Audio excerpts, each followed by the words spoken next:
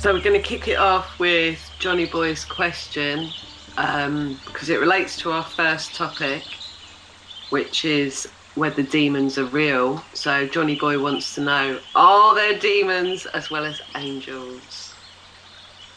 What do you think, Chris? One thing that springs to mind is that when we're using regression healing and a client has passed over from a past life, they're in the light, and then they meet with an angel. One thing that always has seemed to stick out for some bizarre reason is that the angels are huge. In fact, on one session, the lady described her as being up to the ankles of Archangel Michael. So, To the ankles? To the ankles. We are talking gargantuan. So, wow. Do you know what I mean? In comparison, how to an angel, if the person is only up to their ankles, up to the Archangel Michael's ankles, then where is this demon? Do you know what I mean? I will say that throughout every single session, I've done hundreds of sessions, and never once has anybody ever gone to hell, and never once has anybody witnessed a demon or had a demonic attachment. I mean, I loathe to say the word too many times. I have actually had a session where it wasn't so much that it was a demonic attachment, but the entity that my client was, and this has actually happened a couple of times, they were very unhappy with that entity that they used to be. And one of my clients actually said, I don't want to do this anymore, Gemma. I want you to stop right now. She was like, I don't want to do this. We need to stop it. And I said, no, there's a very good reason why you need to see this. So this person, the entity that they were, or the life that they were, they enjoyed killing witches. In fact, they said that they loved killing witches. And it was because they had fallen in love with a witch, and the witch had jilted them in some sort of way. But he was actually a police officer, and he was going around killing witches and enjoying it. And he failed his mission in that life anyway. He was told that he failed his mission. Wow. His mission was to find love, and he only managed to find hate in his heart for the witches. Wow. And so it was sort of like a demon, but I just think a demon is just when that negativity comes in, when you allow the negativity to come in, it can attach to you. That's amazing, because you can't make that up. Especially if we're not talking about that just yet, Chris. It's a nice blend, but you know what I mean. Who would even think of that? It just doesn't. So yeah, we will get there about not being able to make that up. But it just goes. Well, the person in this life, they are actually a Reiki practitioner, so they kind of are like a witch now, if you see what I mean. Yeah. In one way or another. Wow. And by no means, for anyone that's listening, am I saying that anyone that does Reiki is a witch. I'm not calling anyone a witch. I'm not trying to offend anyone. I do a bit of healing myself, just so you all know. No, we don't need to anyway. There's a new witch these days. That's one thing. Humans are.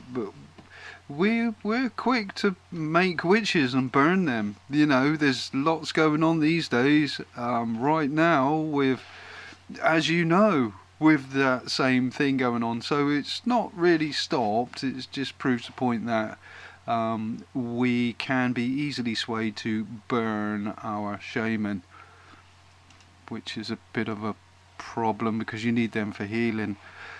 So, but no demons,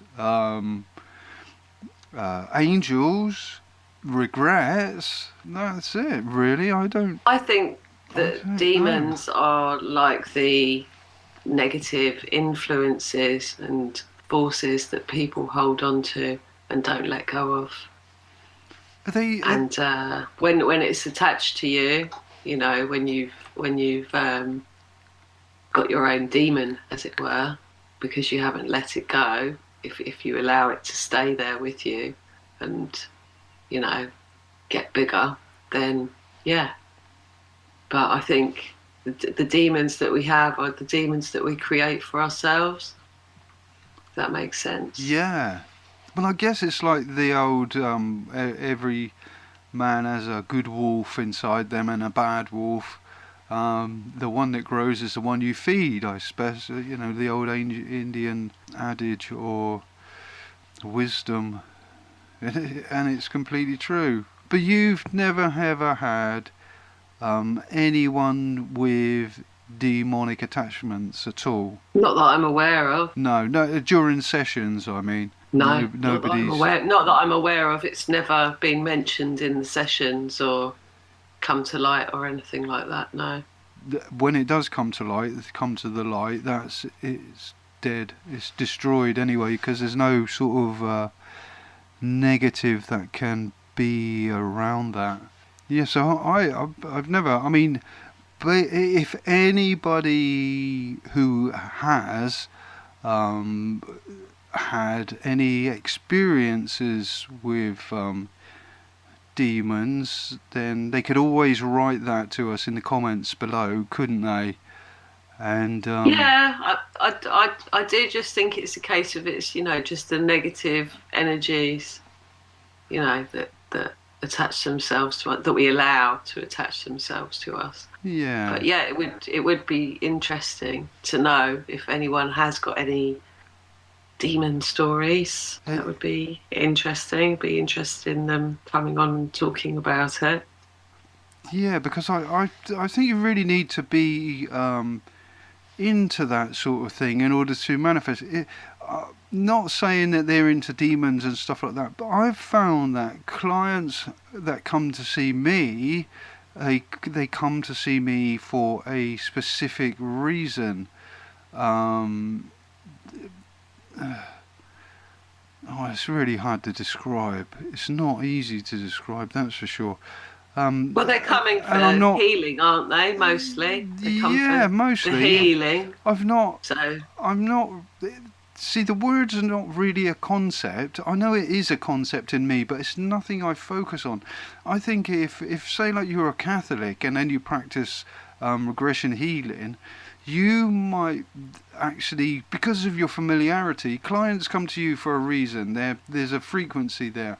And the right person is chosen for the right job. If somebody has a demonic whatever entity, then I think the client that knows about demonic entities is the practitioner, who knows about demonic entities is going to get that client. You know, they're more in alignment with each other.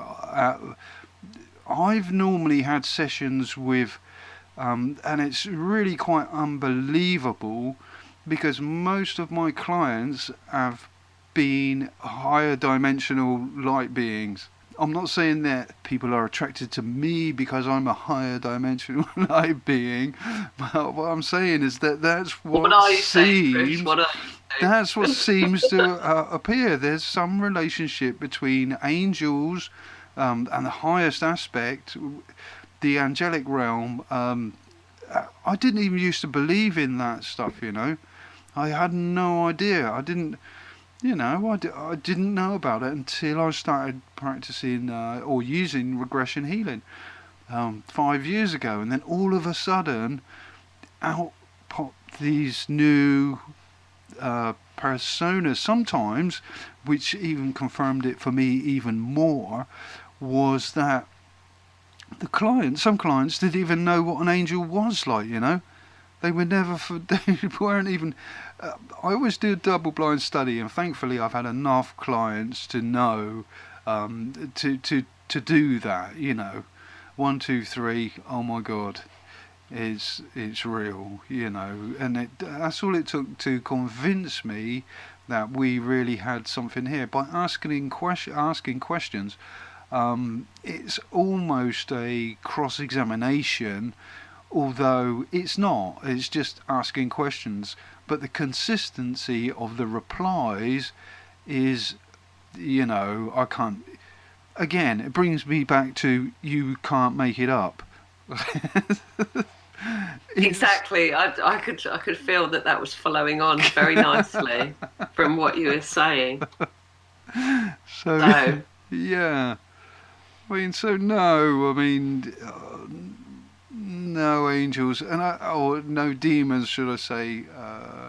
I mean, I guess that's all I can say because I really, really lack the experience. But one thing I'm pretty certain of, that if you can deal with that type of metaphor, if you're mentally equipped with the verbal technology to deal with that metaphor, then that's going to be your clientele. But it seemed like as soon as I was a client myself, entered into the light, come out of the light, and then started with this newfound energy to publish books and do all these sessions. They're all light beings. All of my clients are awesome. I mean, there was only one that was really kind of had really bad anger issues, and they are really difficult to talk to. But because they tell you how to do your job. I do think that, you know, you will attract a certain type of person. You know, the energy that you give off is going to resonate with another. So yeah, yes, it's important. Stay positive. If you're a professional, stay positive. Yes, exactly. Otherwise, you might attract demons. So, with God forbid, the subject of you can't make it up.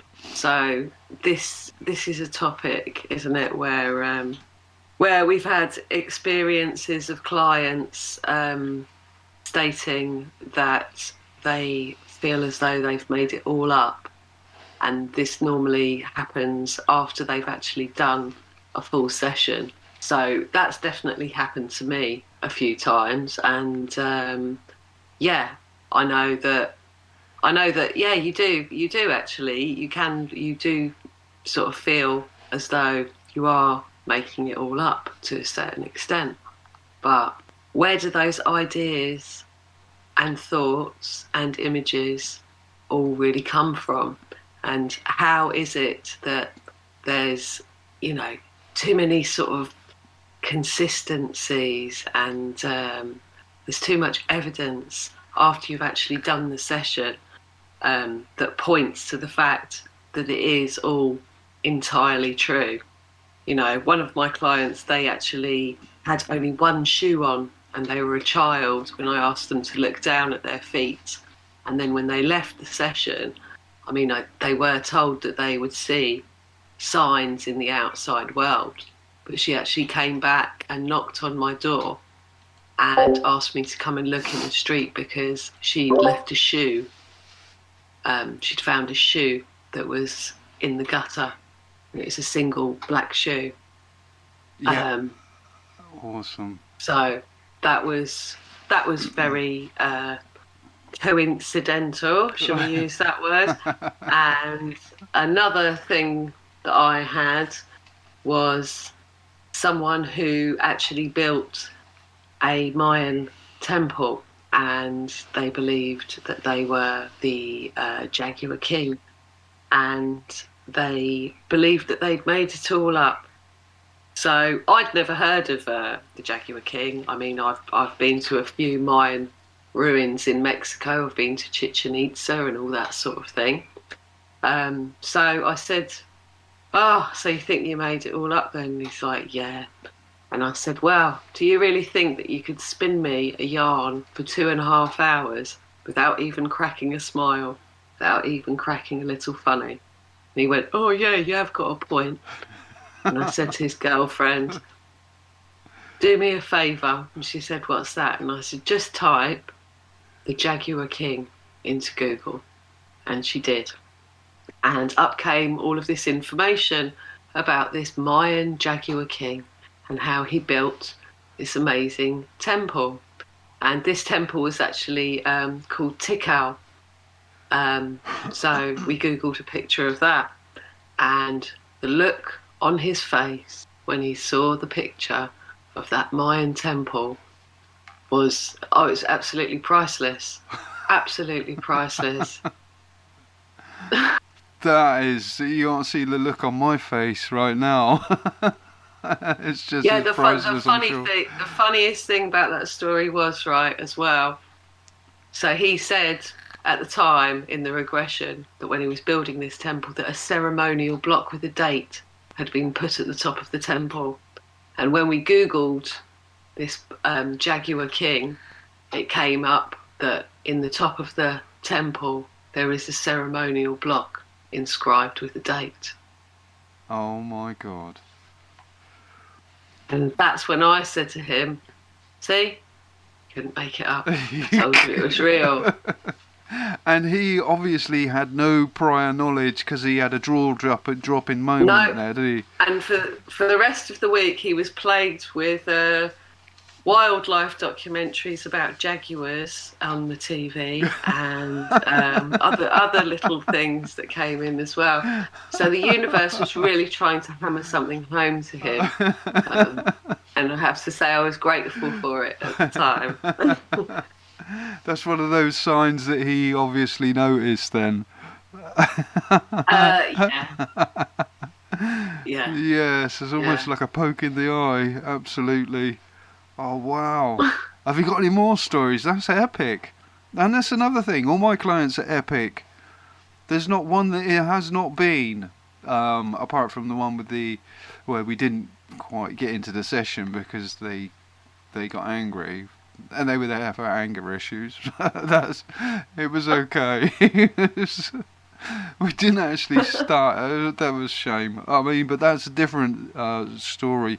I mean, just doing that research, there was it reminds me of one session that I did with a lady who actually went back to Camelot and Avalon. She was mentioning all of these words, and she was saying what the water levels were like back then. Yeah, and kind of because Avalon was an island, wasn't it? Well, that's what she was going on about. You know, she didn't. She had Avalon no was idea. Meant to be an island. She had no idea, and you are completely right, because she had to get on a boat actually to get across to it, because that's where Merlin, the teacher, was residing. Is that correct in the book as well? This is what she was saying.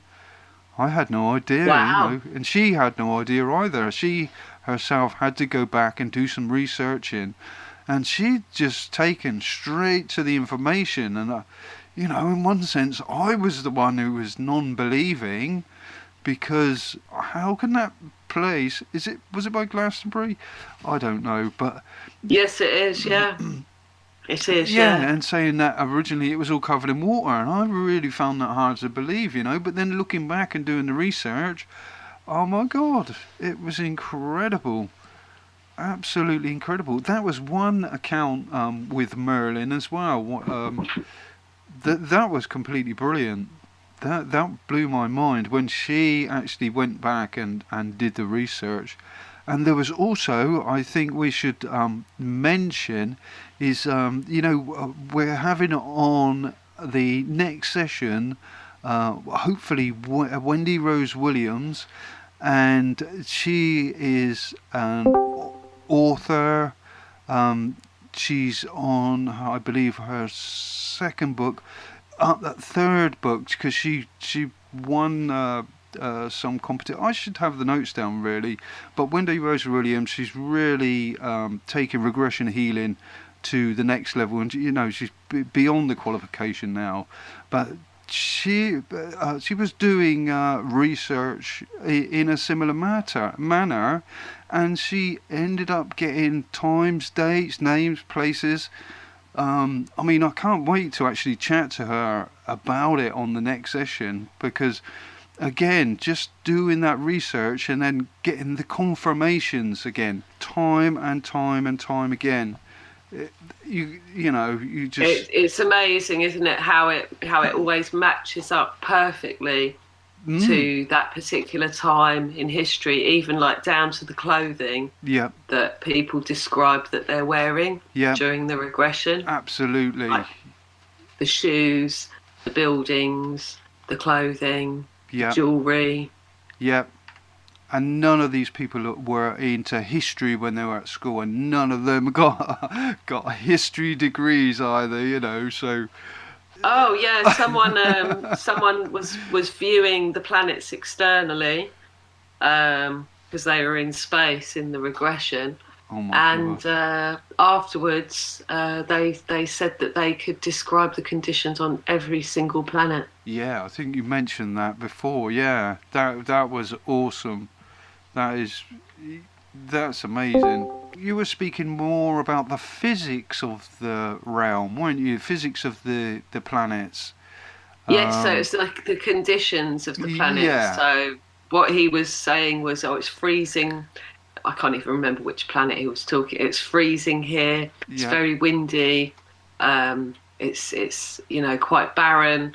All of this sort of stuff. Yeah. He could describe the environment. Wow. That was on there. So that's what I mean when I say the conditions, like whether it was windy, cold, warm, what was going on there. Yeah. That's amazing. To me, it's still just like this life is a metaphor. It's a very, really a deep metaphor that's obviously going to be beneficial to witness in that time. There's a reason for that knowledge or that information being given. But just as we live in this illusion, the inner illusion is just an illusion. And the strange thing is that we can go back in time, do some research, and then come back into the future, go back in time with our research, and find it all again. It's so convoluted. Dolores Cannon did Convoluted Universe series up to number 4, I think. But oh my God, you can see how convoluted things are, can't you? How things switch backwards and forwards. Oh yeah, one thing I have to say as well is, like, if anyone listening out there, if you've got any special interests in anything, or if you, like me, you like a bit of French furniture or something like that, or you're drawn towards like Japanese culture, you'll probably find that you have actually had a life in that time, and that's why you're so sort of interested in it. I can understand that. That reminds me, actually, and I don't really want to go into it's the Ogre and the Light, which I later and now found out after doing some research will be changed to the Sasquatch and the Light. It's unreal. You will not believe it. It's impossible to actually, because I had a session back in 2013. I knew nothing about that topic whatsoever, and as bizarre as it seems, Bigfoot, it was all put in our civilization. It was all thrown into mythology. And that's where it stayed for me. It was just not even worth thinking about. Then I did a session where I had left the praying mantis ET craft, which I always seemed to go back and forward to deliver information, because it was kind of a reconnaissance mission being down here to see how things were progressing. And yeah, I went into this creature, and then I started describing things. to me, I was just describing what I was seeing, what I was experiencing, and it wasn't until when was this? 2014, I think, when I actually transcribed that book. And now I know why I transcribed it, because I was going to come across this information in the future, and then the people were describing me. I was listening to this. Well, I think it was Sasquatch Chronicles. There's a plug, but they were talking about the entity that I was, and they were saying that in some parts that this Sasquatch creature had virtually no neck because it was all muscle. Like an over-steroided person. Yes. Have virtually no neck. Well, I was describing that. They had a sort of conical head. I described that. They were able to phase shift from this dimension and almost become invisible. I described that. I was 12 foot, 12 to, I think I was more like 15 or 14 or 15 foot actually. They described that, everything, and then I'd only listened to a couple of episodes, and only God knows why I was attracted to it. So were you covered in hair? I could not see the hair at that time. The questions weren't that. It was a really quick and brief encounter, but I seemed to feel this really strong urge to transcribe it. I had no idea. I thought I had unravelled the ogre. Oh my God, ogres are real. So that's all I knew. This thing had a club, which I thought was a dinosaur bone, like a giant stegosaurus. It had a club, like the Flintstones. But it wasn't. I think more like it was a tree stump now. I had the feeling I stole it from a dinosaur. But maybe you were using it as a club. Maybe that's why you saw it as a club. Did use it to bash things, because I was actually, during the description, I said I think I'm a bit of a caveman, and then I was going through Google trying to find ogres, pictures, I'm a caveman. What other things have, and the word ogre kept on coming into my head. So then I go through this.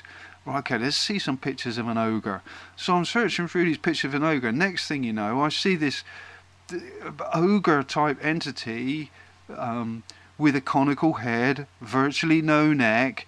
I couldn't believe that 8 years later I started listening to people reciting sections out of my book from 2014, and I just had to go back.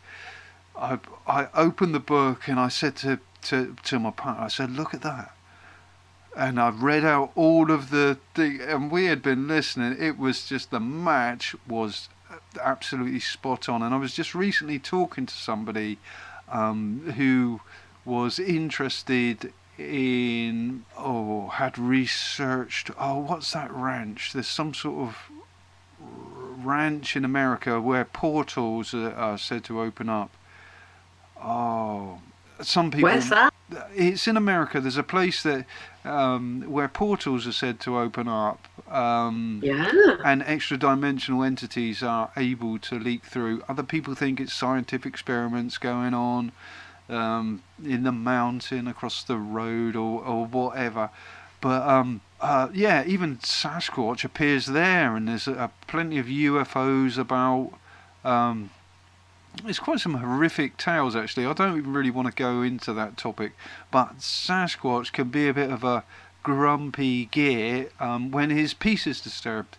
That was the only thing I was actually disturbed about, was a lack of peace. They seem to really love it, and stand in this ecstatic kind of bliss. I mean, how could I even know any of these details? I don't know of any creature that can phase, and I'm thinking, wow, this is why the ogre, we don't see the ogre. Maybe he's still about, but he's just able to phase shift his physical form into a parallel dimension, which enables him to peer into this dimension. That's what I experienced, because as soon as I was asked, what do you eat? And as soon as that was said, I saw this, what appeared to be a little tiny baby Bambi type deer that What did you do to it? You don't want to know, but I'm going to tell you. I knew straight away that it was going to be something bad. It's dinner. It's just food, and it made a noise. That was the problem. So I had to bash it with my club, which was either a tree stump or a dinosaur bone, whichever, I don't know. It looked like a bone, the hugest bone I've ever seen. It must have been in itself 6 foot long. I don't know how long, like a diplodocus or something.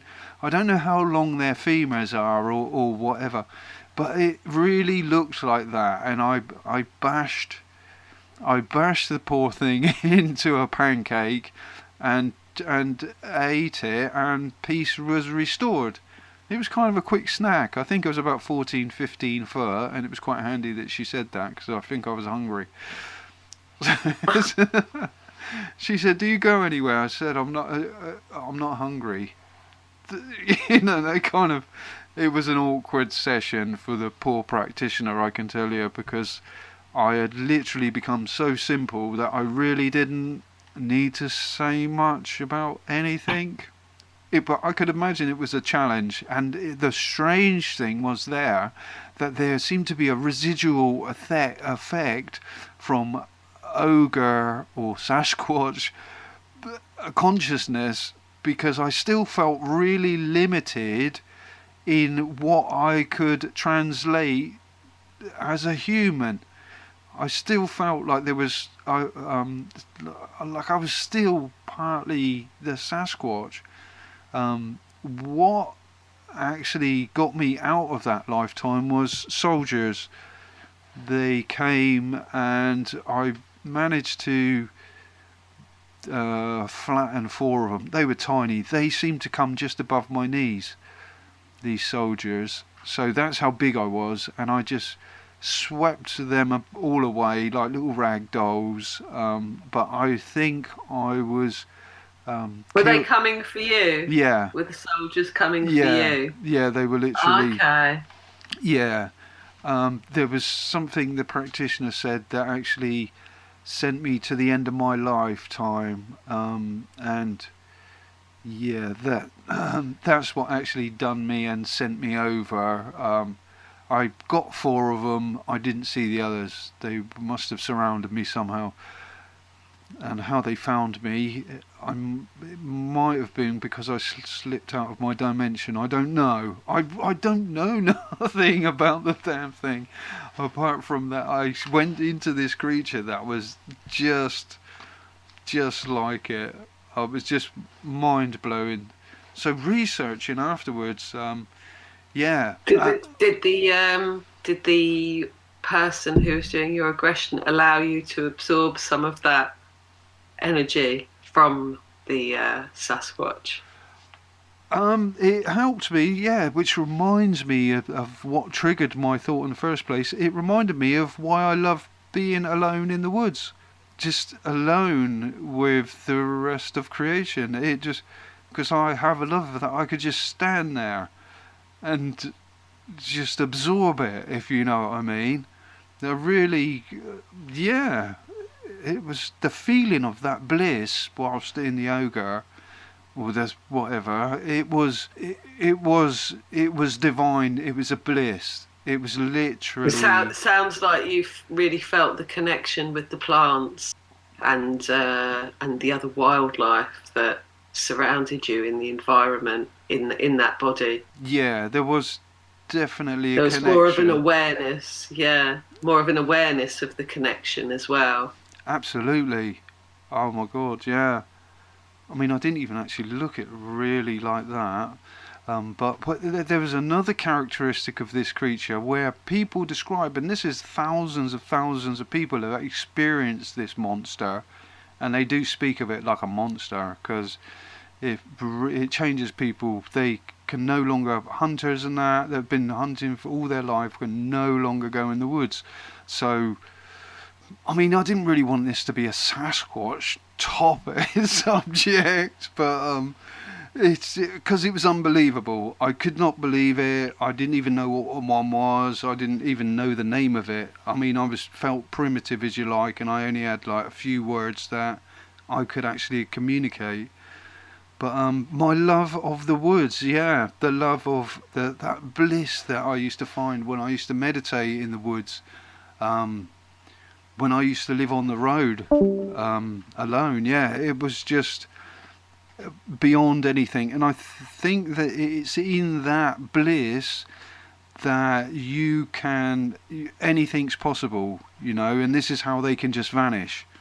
Or appear to just vanish. There's other characteristics which I didn't really know about, but other people say about this horrid stench of wet dog and trash can. I didn't know that detail. Thankfully, I didn't have that detail.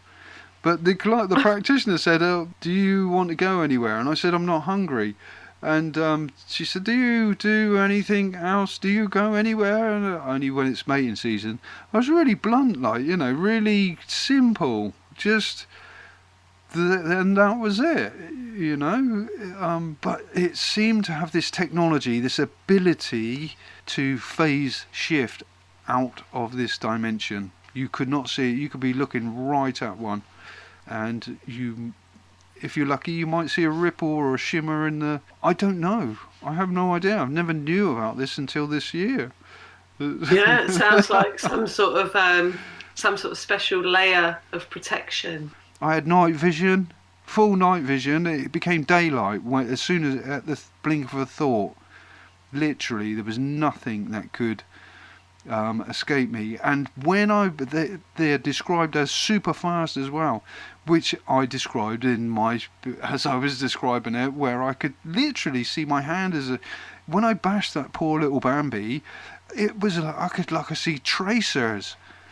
I don't know if you've done magic mushrooms. I mean, I've never even seen tracers, but people have described seeing their traces of light where there was such fast motion that it was unbelievable, undescribable. But there I was. I know what you mean. Yeah, is that what they call that? Like, I think I've heard it is called tracking. Is like it? When you see, I think you see it in like a movie where like someone would sort of move their hand in a waving motion, but you would end up seeing like multiple hands in different shades of light and stuff like that. Is that what you mean? Tracing, tracking? It's if you accelerated the frequency of that, so you couldn't actually see the visible hands, but just the virtually invisible hands, but a constant stream of them, literally so much that it just... Yes, that's exactly what I'm trying to describe. Yes, well, it was perfect. That's exactly it. I couldn't believe it. I didn't know. But there I was describing something that I knew nothing about, which gives it some validity, if you ask me. There's something to it. The fact that, there's just... And then people saying that soldiers appeared, shot up a family of them, helicopter come in, abducted them. I think they're interested... If you ask me, they are biotech. That's it. That's all I would say now. They are literally the ultimate biotech. If you want to take one of these and turn them into a soldier, that's biotech. That is serious. And it's dirty as well. You shouldn't do that. Should you be saying that? It's not just me. There's probably millions of people that have been one and just love the forest for no apparent reason. Well, I love the forest. Oh, you do love the peace in the forest. You love like that feeling. I do. I love the trees. Should you be saying that? Well, I don't know. It's exactly the same. That's just it. It's obviously not just me. It's everyone who has a passion, and I don't want to drop everyone in it now. You're all biotech. But you can't hack it. Honestly, it's not hackable. You know, they could try the deepest forms of hypnosis, and because it's not possible in a human form. What you have to do is train one of them, if you can. They're not designed for like so that. before we get to before we get to the end of the show, are you going to tell me your story about the light beings in India? Oh yes, there was one particular practitioner. I mean, I had shared my scripts with God knows how many people, and there was one lady who had the scripts. She just so happened to live in India. Not that that means anything, but she started practicing. It was QHHT. She was a QHHT practitioner. Right. Believe, and she started practicing regression healing as well. But whilst we were in the group, she kept on saying that she had her first session where the client, as soon as they left, I'm not sure whether they went directly into light beings or whether they were went into a past life and then went into light beings. But the trouble with these type of light beings is they were incomprehensible. You couldn't understand them at all. There was no matter what the lady did, the practitioner, she could not get any relevant data or information from her clients whilst they were in that state. They were obviously needed to experience that for some reason, but they were incoherent. The language between that realm and this realm, normally a client, if they go into a tree and become a tree, they can translate tree. If they go into a monkey, they can translate monkey. If they go into a Sasquatch, they can. I think they talk even less actually. They got. I don't know. But do you know what I mean? The human brain has Yes, the ability. I've had. Yeah, carry on. I think I've had someone that was a light being. But yeah, they were unable to communicate anything other than that it was just light. That's all they kept saying, just light. That's all they could see, and it sounded like there was other light beings around them because there were different coloured ones that they described, but they didn't really seem to be able to sort of go anywhere. I had to take him down a tunnel to get him into a past life. Wow. Is that the same thing that you're describing? I believe it sounds very similar. I mean, this lady was, she was quite distressed, the practitioner, because she couldn't help these people, and it wasn't just one client. That's the thing. It was every client that come to her. I gave her workarounds. I gave her hypnosis workarounds, simple suggestions how to. Nothing worked. There seemed to be no way. I think it was a message to her about the light. I mean, talk about keeping on about it, but. I believe it was personal, because I've never seen. Everything's coherent, normally during a session it's all super coherent. Normally everybody knows what's going on, why they're there, what they're doing, where they're going, but not in this case. It was bizarre. There was nothing. I was a bit gutted myself because there was nothing that I could do. But in regression healing, I have a whole section because of that instance, or those instances that she kept on having. I ended up writing a whole book or PDF on light beings and how to communicate with them, which slowly grew as I was sending her backwards and forwards these, try this, try this, try this, and slowly but surely I had this little book growing of different ways that you can see if you can get some form of valid communication going between entities, between these light beings. But they were just pure energy. They were, as you say, they were different colours, but nothing was coherent enough that they could form a real sentence about it that was satisfactory in the practitioner's eyes. So, normally we do a call and response type of Q&A, questions and answers type thing, in order to ascertain where the client is, what they're doing. But it was completely, utterly useless. And I wrote there all the ways of if you encounter such crazy light beings, do this, do that. But the fact is, none of it worked for that lady. Oh, it's been amazing for actually myself and other people. I've witnessed clients that have gone into purple, which is strange. It reminds me of Merlin. That maybe it was the session relationship. But absolutely amazing. The purple ray, the indigo ray. There's both, isn't there? I didn't know until then, and when they were actually experienced in these moments. But yeah. When I do my research, it's out there. I didn't even know. The client didn't even know.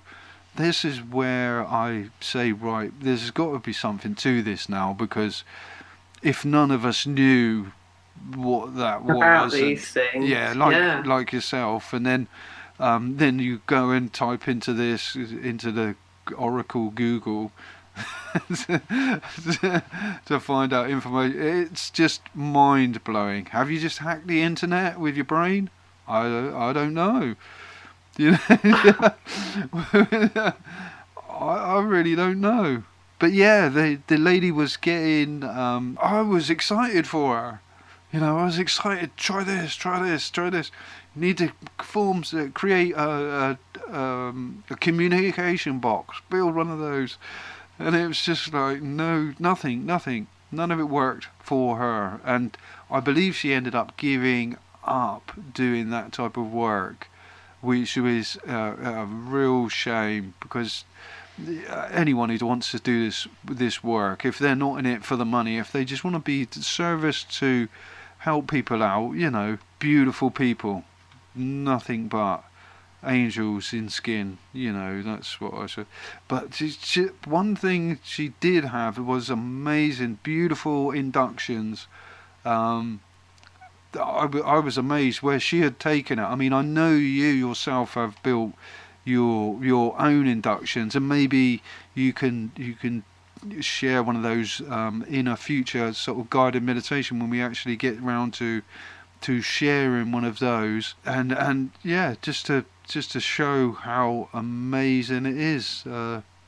Different colours, different light frequencies and actual feelings coming off of these different doors. Well, I think that we should do that group session online.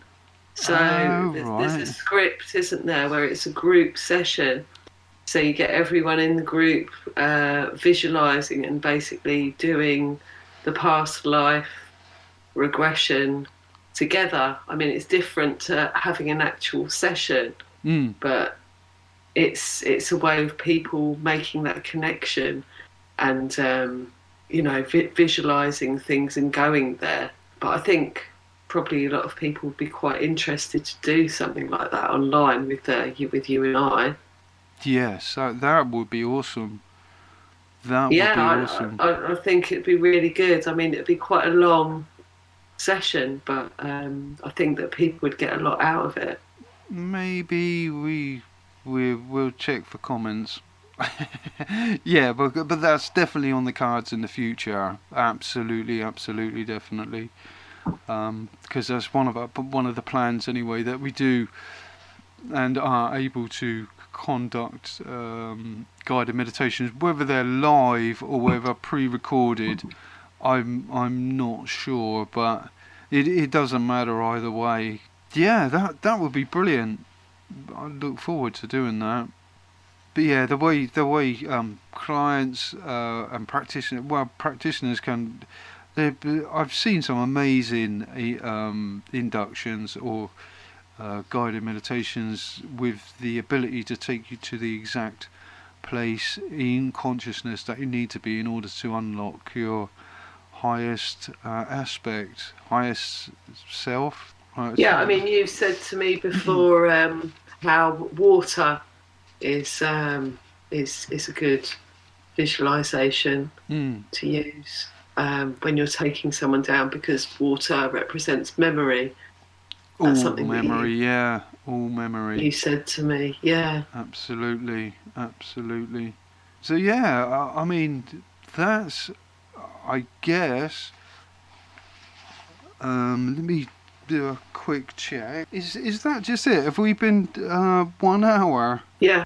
So we've done all of the questions that we talked about. Yeah. So we've still got plenty more.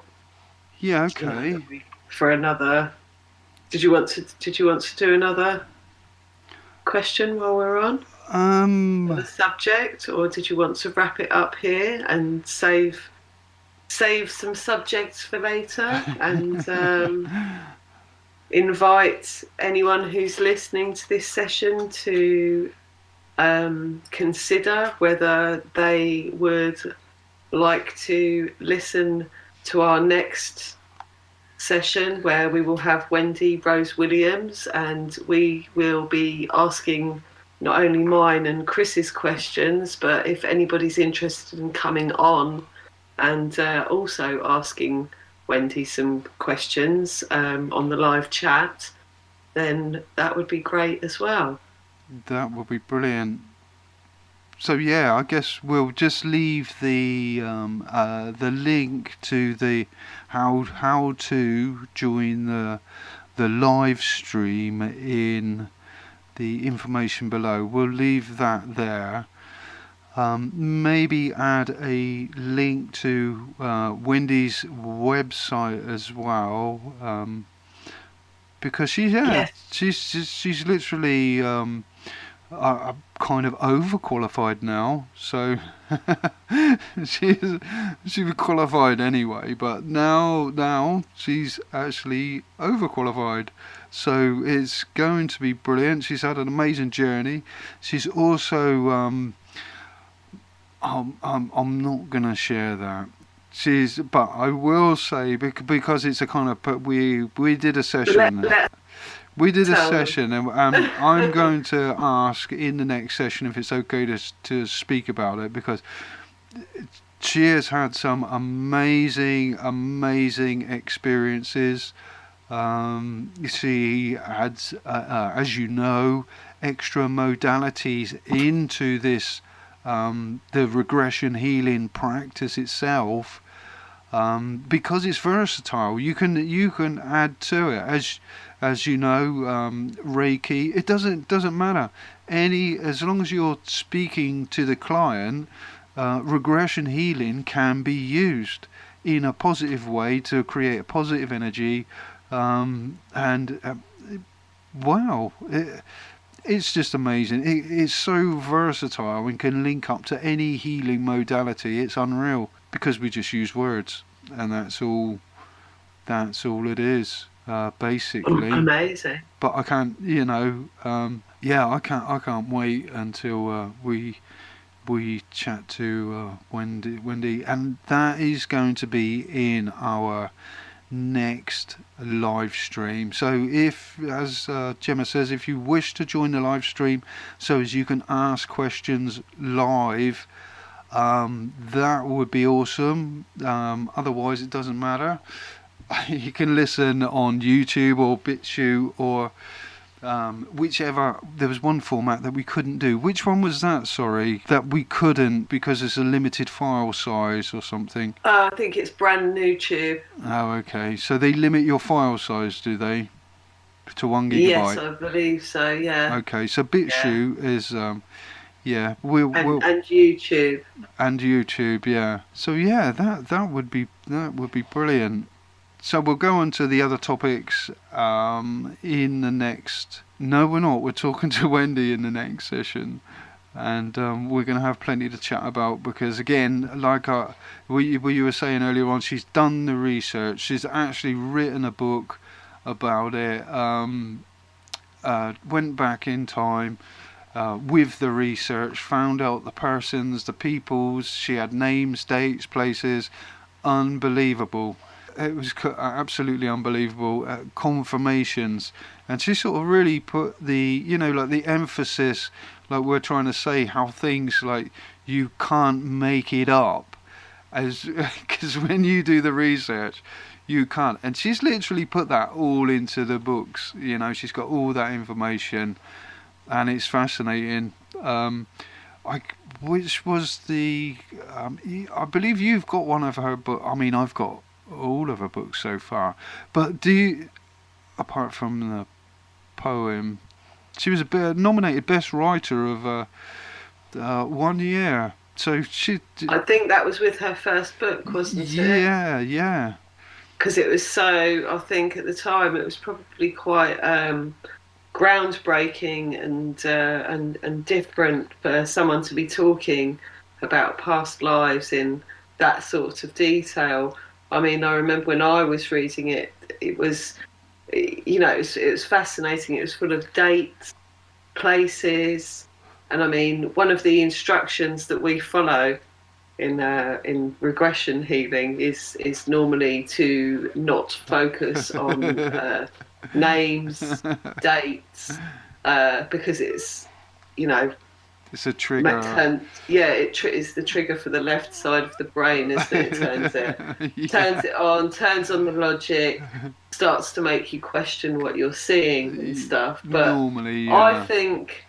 I think when after I read Wendy's book, it did actually inspire me and made me realise that yes, perhaps I could ask for those things. But I like to be a little bit safe, so I would normally not ask anyone those sorts of questions, especially in the first life that they go to. Normally save it for the second or third, when I think that they're much sort of deeper, at a deeper level. That's just my own thing. I haven't tried to ask in the first regression, but Wendy's books are full of that sort of information, specific places, specific dates. So very, very thorough, very interesting. Yeah, I expect she was fully aware that the client was in there, but then it's part of the research again. Not that we go in there for the research or to prove anything. It's just coincidence, which is divine by nature, by the seam of it. But it's just mind blowing. It's going to be amazing talking to her. I'm looking forward to it for sure. Yeah, I totally am. I'm very excited because, as I said, she learned regression healing virtually as I was releasing the method myself. I'd only used it a few times myself, so as I said before, she's been doing it almost as long as I have. So we're all on the same page. And it's just confirmation. You were meant to hook up, it sounds like. You were meant to hook up at that time. Absolutely. And she's actually, the books that she publishes, they're called Regression Healing. Regression Healing 1 is already out. The Huntsman and the... Could you fill in the last... Why don't I remember that? I can't remember what it is. Don't put me on the spot. Okay.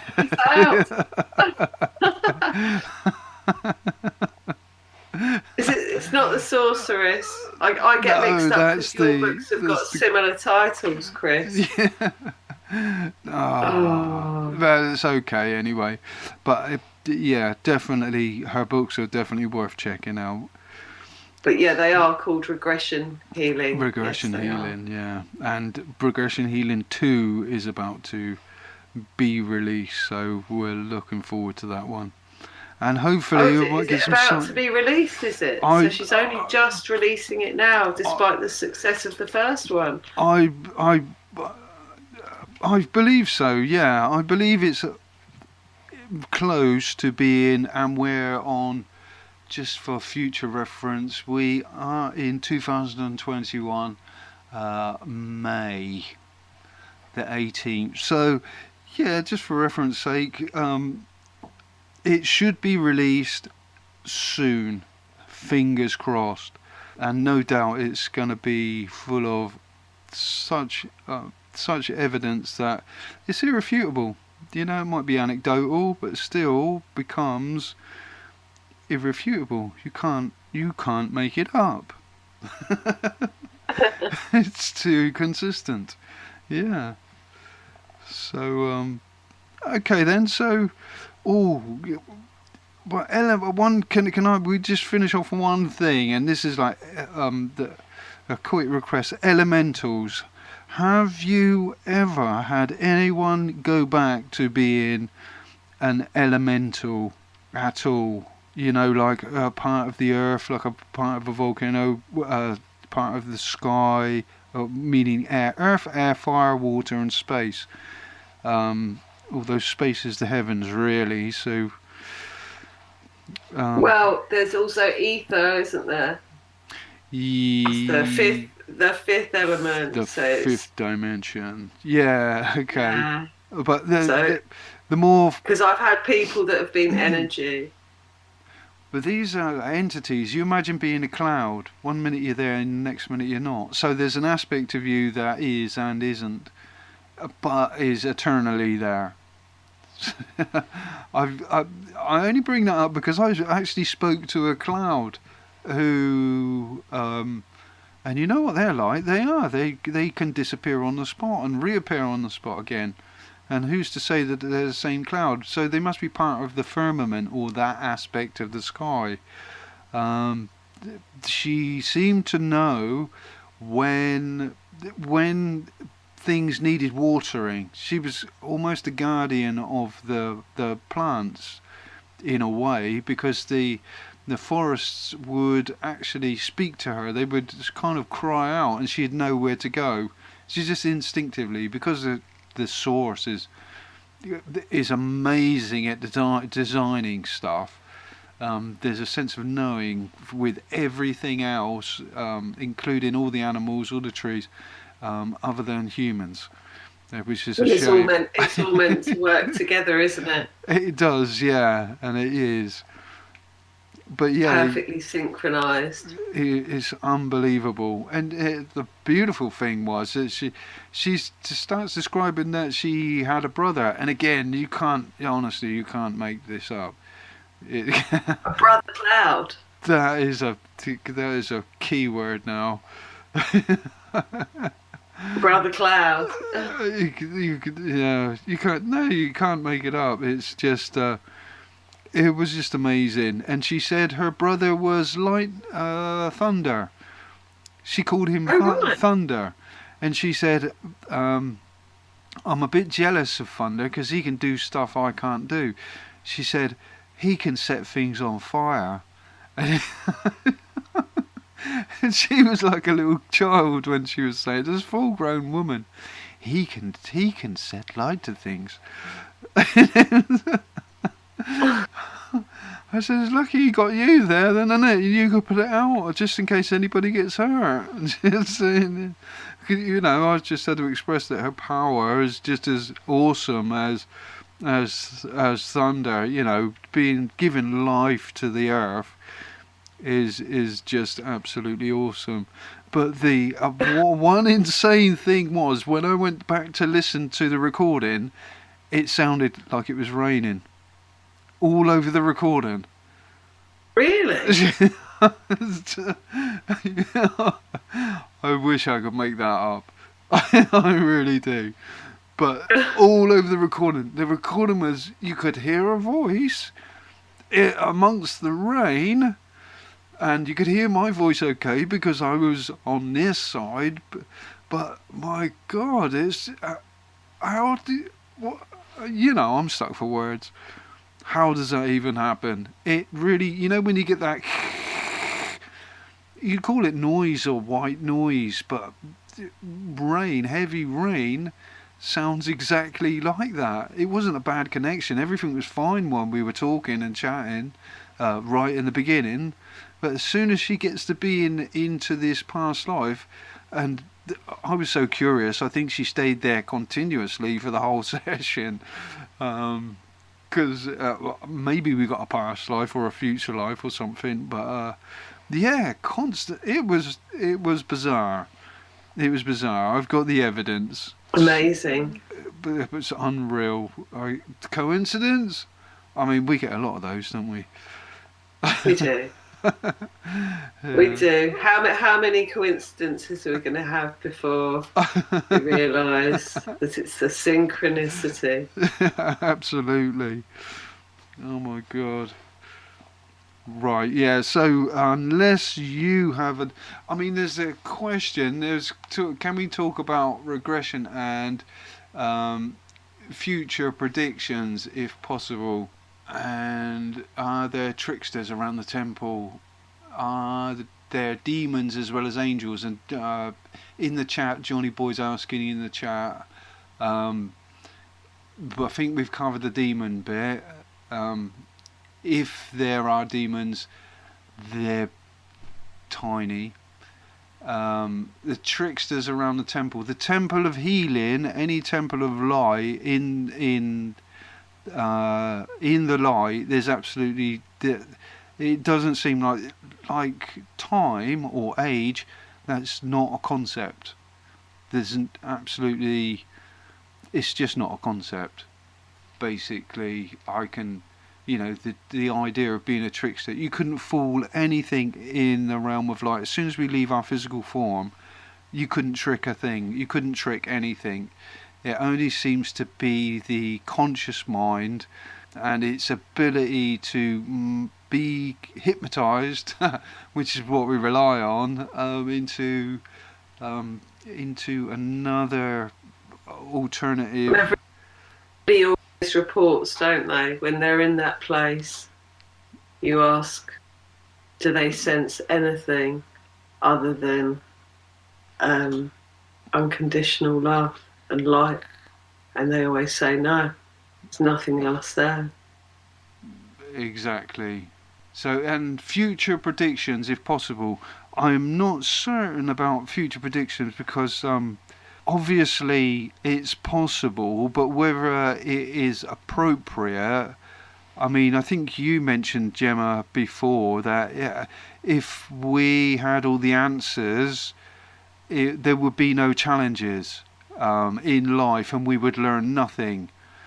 So I think there is, I have had people going into the future in regressions, but the thing is, it's the future is not a set path. Anything can change. Like when you're in the present, anything can change. We all have free will. The path may be laid ahead of us, but it's always our choice and down to our free will whether we choose to walk that exact path. And there may be many reasons thrown at us along the way as to why we change our direction on that path. And therefore, I don't really think that any representation that we see of the future, I think it can be a clue, perhaps, but I don't think that you could say that it's definitely 100% that's what you're going to expect. I think you can find out what your highest purpose would be, your highest path through the questions and stuff. But I think just because you're shown something, that doesn't necessarily mean that it's going to happen. I don't know how you feel about that, Chris. I agree 100%. Only because it seems like if all you have to do is make a different choice, one different choice, out of myriad choices, and you're going down another path. It's that sensitive that if we had gone left or right in the past somewhere, we may not be doing who we are now, doing exactly what we are doing now. You understand that one single choice or step to the right, step to the left, it could make all the difference. And the fact that you're being shown it could either be a warning or like you say, it doesn't necessarily mean that we are going to end up in that. It's so sensitive. That's why we should really live in the now and just have intentions and watch the lotus unfold, as it were, rather Sit than back and enjoy the show. Yeah, if it's enjoyable, yeah. But yeah. Well, always make the most of it. That's my my top tip. Make the most of everything. Yeah, especially if it's a good thing. Definitely. But yeah, it will be. And if it's not, you should just try to make the most of it anyway. Yeah. If you're stuck in it, or make it better, change it. Yeah, I don't know. I mean, talking about the future, there was one client, and maybe I should save that because I'm going to ask him to actually come on. He's now working for a well-known radio station, and shame on me that I need to slap myself because I don't actually remember it's one of the hot it's radio, one of the I think. from Heart, isn't it? One of the part of Heart Radio, yeah. Hot radio. I mean, a brilliant transition about the healing as well, and also we can talk about the importance of the recording because he was the client that didn't receive total healing during the session. But he seemed really fanatical about listening back to the recording because when we accessed subconscious, he was very subconscious. It was the only time Dolores Cannon, she normally says, "Oh, when you access the subconscious, it comes out booming," and to me, it depends what type of personality you are. If your